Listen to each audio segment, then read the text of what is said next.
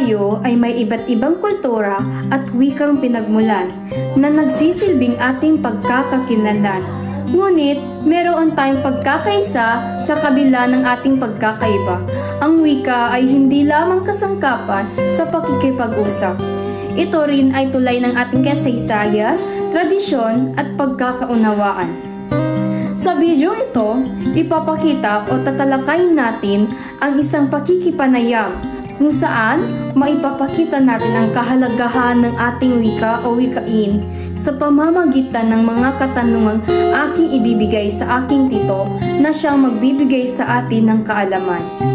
Sa ngayon, kasama po natin ang aking tito na siyang magbibigay impormasyon o kaalaman tungkol sa ating wikang Maguindanao. Assalamualaikum, mapiagay sal kabapa, mapakay ipakilan ka sal kami iginawan ka? Sige. Assalamualaikum warahmatullahi ta'ala wabarakatuh. Mapiagay mo sal kabay, pigay sal kita nilangon sa Kisi Abdul Rauf Isanday. Sa maya na siya po na katira o siya po galog sa Cotabato City. Sa akin na tribong Maguindanao ako. Mapaalin siya mga idsa ko selka, siya tungkol sa basa ang Maguindanao na mapakay sagot ka para sa kami. Sa isa idsa ko selka, nin iba sa apang gamitin ka sa kapamibitiano o di kaya na kapag sasabutaw na sa uman ay isa. Magamitan namin basa, may kapag sasabuta kami, may kaya tadali na siya sa walay na kadakalan talaga na Maguindanao. May luming kasagalbakan na kadakalan sa kami na kadakalan sa kami na magamitan namin na Tagalog or Filipino wika. Si Sutran Santo Bapa, naisama naman niya idsa ko na panon ikinatawnan ka sa kanubasa apang gamitin ka. May kadalong ta iba sa Maguindanao na siyempre tubong Maguindanao na ko, gusto ako Maguindanao, so iginad sa ganatan pa, no? Iginad sa kawatakupan, tama sa kasla ko ng katawan ko, so basa ang Maguindanao, ginatuba sumigaslan ko, no? Nagtinda ko sa kanong mga lukas ko, sa kanong mga pamilya ko. Magiging sa mga kapatid na to basa, so Tagalog o sa English, at siya kung natawan sa kanong kabangal ko. Sutran Santo na, ngayon mga natawanan ka, mga tradisyon o kultura, nadapik ka sa kinagkaslan ka.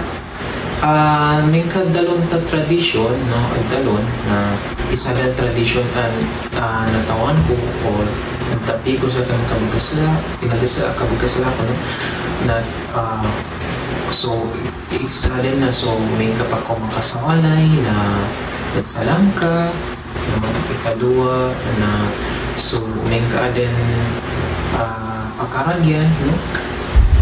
Isa may sa mga kultura kung mga natawan ko taman sa unang dito. Kasi Sutran Santo na isa pa na niya itsa ko, paano lang ka gapahalagahan inya ba mga kultura apag tradisyon anakwan ka sa mga lupis ni ka?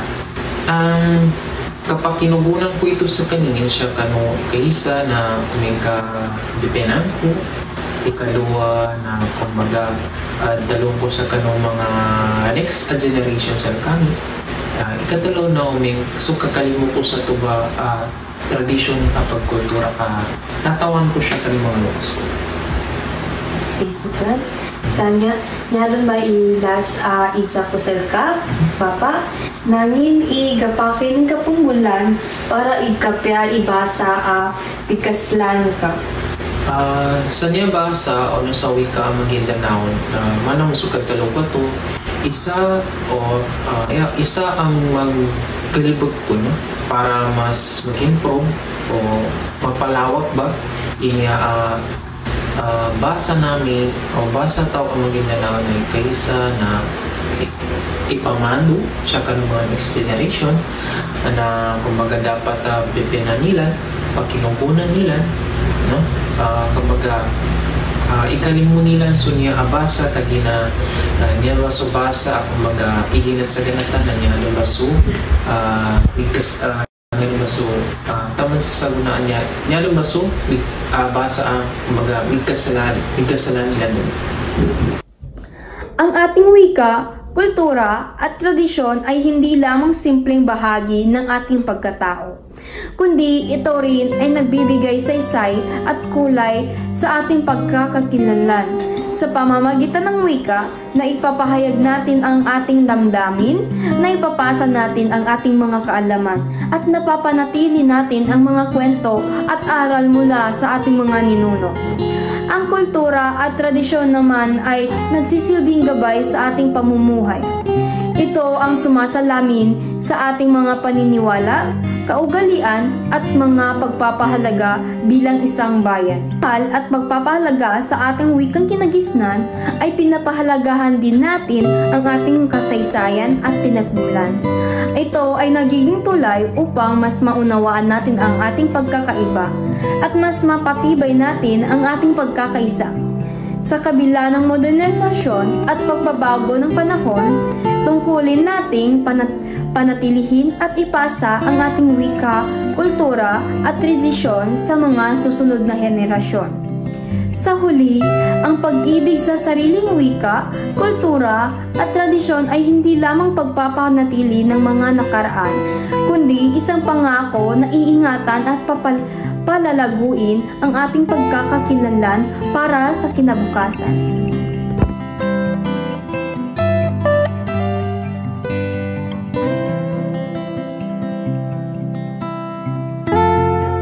Buong naging kongas kay di mahasya. Higit pa sa hayop, malansang isda.